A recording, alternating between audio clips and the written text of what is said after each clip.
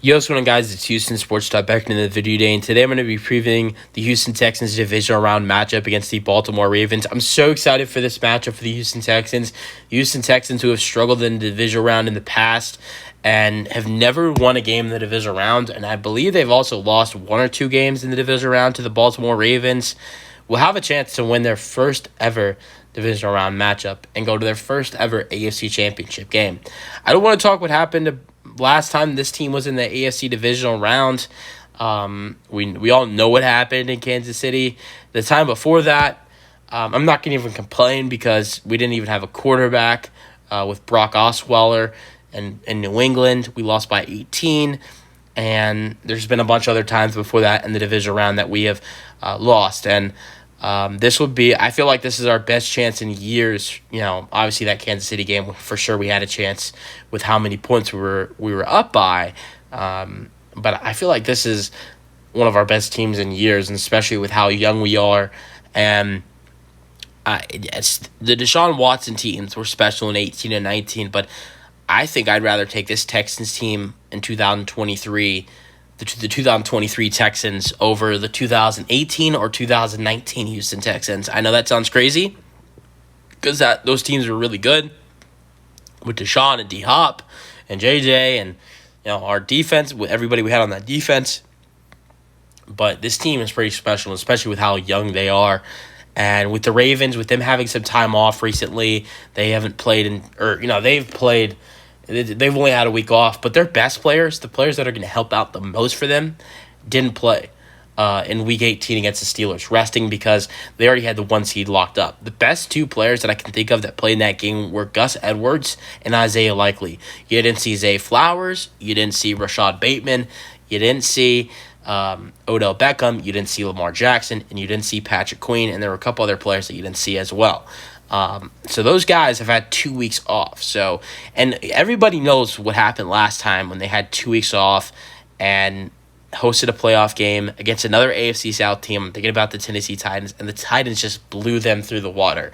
Now, I think Lamar is a more developed quarterback now, has better offense than he did then, and is a lot older now and a lot more developed. So I'm not going to say we're going to blow them out, but I think the Texans win this game. And I also think it's going to be a really close game. I don't think it's going to be like last time this team, or not last time they're in the divisional, but, last time we saw them, what they did as the 1 seed in the divisional round against the Titans. I don't think it's going to be like that. We've seen some, in the divisional round when Lamar's made it this far, he's had some bad performances against the Bills and the Titans. I don't think it's going to be like that. I think it's going to be a challenge for this Texans defense. And I said the same thing about Joe Flacco, and look how that went with how bad he played. He had the yards, but he threw 2 touchdown interceptions, and a lot of his yards were, dump time yards, down 20 or 30 points. So he struggled against the Texans defense. Now, I think Lamar's a little different. I think Lamar's a way better quarterback. Of course, he's the MVP. But he's also going up against the Offensive Rookie of the Year and C.J. Stroud. These two teams faced off in Week 1. It was not a good performance for the Texans at all, although I really liked, for a first game for that Texans team and DeMeco Ryans' first game as running the defense, I liked how they handled Lamar Jackson, the Baltimore Ravens. Sure, you can argue that on the other side, it was Lamar's first game with his new offense, having, Zay Flowers and Odell Beckham with that offense, and was very different for them. But I thought the Texans did a really good job against Lamar Jackson. He threw he threw an interception. The Texans caused a couple turnovers. The Texans recovered 2 turnovers, made Lamar fumble twice in the game. One he lost, and he also threw an interception. And the defense was surprisingly well on third downs in the game, which they were not the season before. And it was just a surprise for our defense to do that good against the Ravens.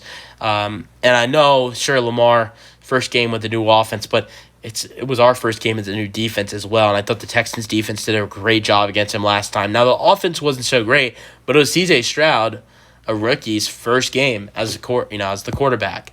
And I think he's a lot more comfortable now than he was then. You could just tell in that game against Baltimore, Stroud was not comfortable. He did throw a good amount of passing yards, but the Texans were down double digits in that game. So when you're playing from behind like that, you're going to throw a decent amount of passing yards because you're trying to come back. You're going to be passing a lot more than you're running the football. But Stroud, I'll be honest, he didn't play good in that game, but that's his first game of his career, and he didn't look comfortable. He was playing a good defense, but looking against, compare Stroud to, the way he played against Cleveland to the way he played in Baltimore week 1 through the wild card, again, against a better defense as well. Cleveland, a lot more comfortable in the pocket, and I think CJ's come a long way since week 1. I really do believe the Texans win this one. I just want to go over the injury report for the Texans report before I end things. Jerry Hughes remains out. George Fant, tackle and fullback. Andrew Beck are questionable. Back injury for Beck. Illness for Fant. Noah Brown was announced a couple days ago. He's out for the year. Will not return to the playoffs.